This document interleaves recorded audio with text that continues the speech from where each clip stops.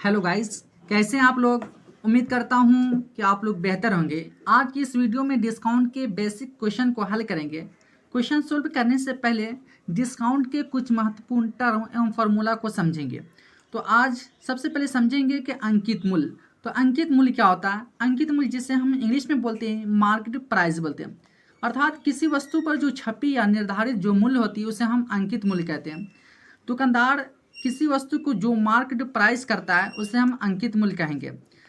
छूट जो राशि होती है वह हमेशा अंकित मूल्य पर दिया जाता है। डिस्काउंट जो होता है, डिस्काउंट जो राशि होती है वह अंकित मूल्य और विक्रय मूल्य के बीच के अंतर को हम डिस्काउंट बोलते हैं। जैसे कि मान के चलिए कि किसी दुकानदार ने किसी वस्तु का अंकित मूल्य 450 रुपया अंकित किया और उस वस्तु को 350 रुपया में बेचता है। तो 450 रुपया और 350 रुपया के बीच जो राशि का जो अंतर हुआ उसे हम डिस्काउंट कहेंगे। 450 और 320 की जो राशि हुई उसे हम डिस्काउंट करेंगे, तो 100 रुपया का वहाँ पर डिस्काउंट हुआ।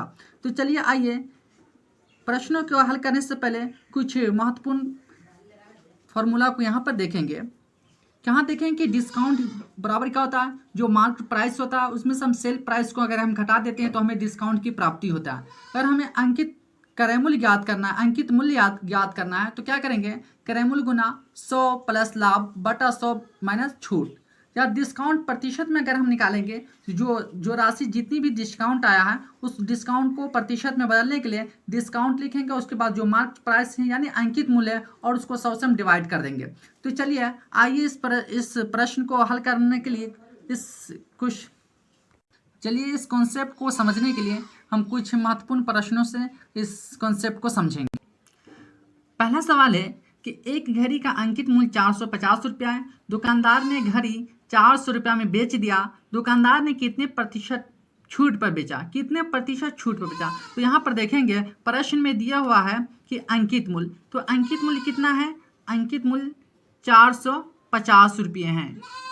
अंकित मूल्य 450 रुपये हैं और उसे बेचा कितना में गया, यानी विक्रय मूल्य सेल प्राइस कितना है। यहाँ पर देखेंगे विक्रय मूल्य जो कि 400 रुपया है और इन दोनों राशि के बीच अंकित मूल्य और विक्रय मूल्य के गैप देखेंगे कितने हैं। यहाँ पर 50 रुपये का छूट है। इसी छूट को जो कि हमें प्रतिशत में बदलना है, तो यहाँ पर छूट प्रतिशत हमें ज्ञात करना है। तो छूट प्रतिशत क्या हो जाएगा, तो छूट कितना दिया हुआ है, जो कि 50 रुपये छूट दिया हुआ, और छूट किस पे दिया जाता है, अंकित मूल्य पे दिया जाता है। तो अंकित मूल्य कितना दिया हुआ था, 450 रुपये, जो कि अंकित मूल्य है। और इसे हम क्या करेंगे, 100 से डिवाइड करेंगे, यानी ऊपर 100 से गुना कर देंगे। अब हम क्या करेंगे, इसे हम काट देंगे। 50 से अगर 450 को 9 बार काट सकते हैं हम, 100 बटा 9 होगा।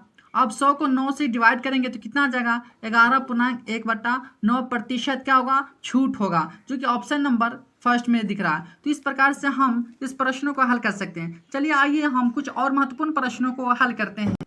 प्रश्न है कि एक दुकानदार किसी वस्तु पर 20% छूट देता है और 20% लाभ कमाता है। यदि वस्तु का अंकित मूल्य 450 रुपया है तो वस्तु का क्रय मूल्य ज्ञात करें। चूंकि प्रश्न में चूंकि अंकित मूल्य दिया हुआ है और हमें क्रय मूल्य ज्ञात करने के लिए बता रहा है, तो चलिए यहाँ पर सबसे पहले लिखेंगे हल। क्रय मूल्य एक फार्मूला जो कि मैंने आपको बताया था, जो पीछे फिर से मैं आपको एक बार रिवाइज करना चाहता हूँ। फार्मूला आप देख लीजिए, अंकित मूल्य बराबर क्रय मूल्य गुना 100 प्लस लाभ बटा 100 माइनस छूट, जो कि ये अंकित मूल्य निकालने का ये फार्मूला, और इसी फार्मूला पर हम बैठा कर क्रय मूल्य ज्ञात करेंगे। तो आइए इस फार्मूला को हम यहाँ पर फिट करते हैं। यहाँ पर लिखेंगे पहले क्रय मूल्य,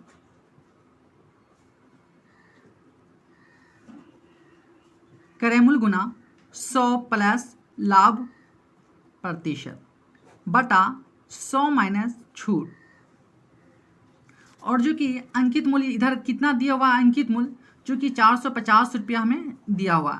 तो क्रय मूल्य हमें ज्ञात करना। मान लीजिए क्रय मूल्य हमें जब पता नहीं था, हम यहाँ पर इसका मान x बैठा देते हैं, गुना 100 प्लस लाभ, 100 प्लस लाभ 20%, जो कि 25% का लाभ होता है, तो हम 25% में इसे ऐड कर देंगे, बटा 100 माइनस 20%, जो कि प्रश्न में छूट दे रहा था, तो हम यहाँ पर क्या करेंगे, 20% छूट दे देंगे, और बराबर 450 रुपये, जो कि अंकित मूल्य दिया हुआ है।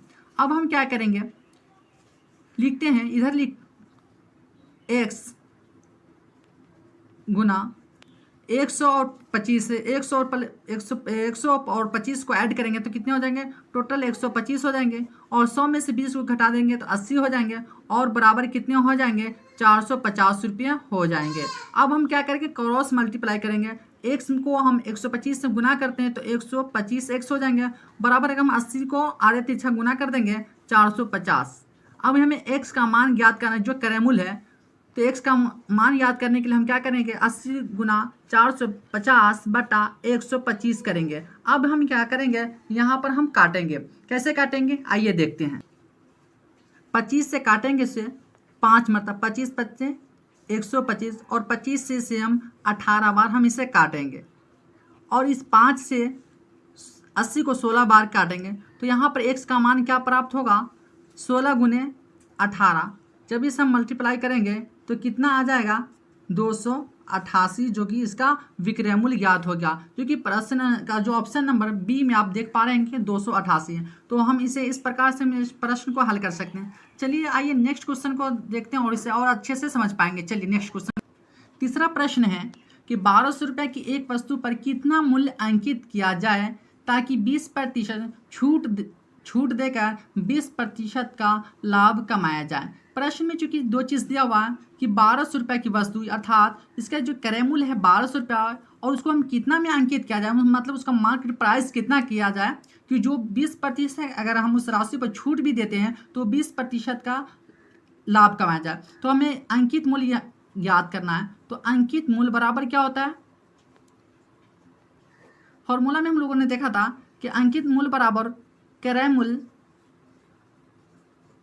गुना 100 प्लस लाभ प्रतिशत होता है बटा 100 माइनस क्या होता है, छूट होता है।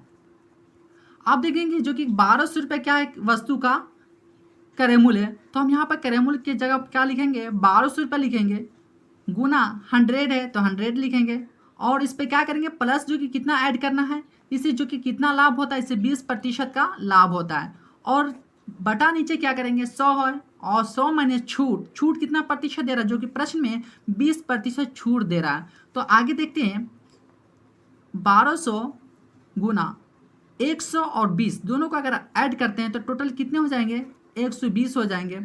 100 में से अगर 20 को घटाते हैं तो कितने आ जाएंगे, 80 आ जाएंगे। अब हम क्या करेंगे, डिवाइड करेंगे, 40 से काटें, 40 दूनी 80, 40 तिहाई 120। अब इस 2 से हम क्या करेंगे, 1200 को काटेंगे, 600 बार काटेंगे तो 600 को अगर हम 3 से गुना करते हैं, 600 को अगर 3 से गुना करते हैं तो 1800 रुपया क्या आ गया, इसका अंकित मूल्य आ गया। अंकित मूल्य कितना आ गया, अंकित मूल्य जो कि 1800 रुपया हो गए।